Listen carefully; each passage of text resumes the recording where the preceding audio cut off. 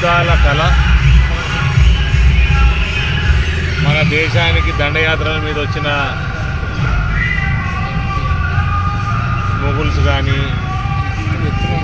ఇతర ముస్లిం దేశాల నుంచి వచ్చి ఇక్కడ ఏదైతే మన మందిరాలను ధ్వంసం చేసిండ్రో అందులో భాగంగా అయోధ్యలో కూడా రామ మందిరాన్ని ధ్వంసం చేసి అక్కడ ఒక బాబ్రీ మస్జిద్ అన్న పేరు మీద కట్టడం కట్టి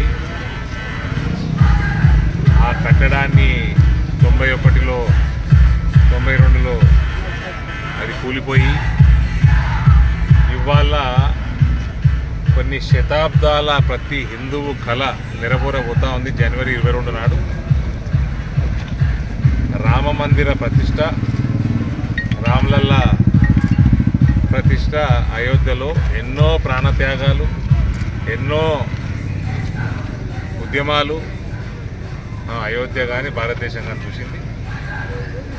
వాళ్ళందరి ఎవరైతే ప్రాణాలు త్యాగం చేసినారో వాళ్ళ ఆత్మకు కూడా రేపు 22వ తారీఖు నాడు జనవరి నాడు ఆత్మకి శాంతి కలుగుతుంది.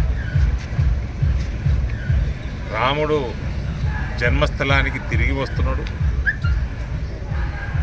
నరేంద్ర మోడీ గారి నాయకత్వంలో భారతదేశం ఆర్థికంగానే కాకుండా ఇన్ఫ్రాస్ట్రక్చర్ ప్రకారంగా కాకుండా మన సంస్కృతి సాంప్రదాయాలు మళ్ళా రాములు వారిని ఆయన పుట్టిన స్థలానికి తీసుకొచ్చిన ఘనత కూడా చరిత్రలో కూడా నరేంద్ర మోడీ గారికి మిగిలిపోతుంది.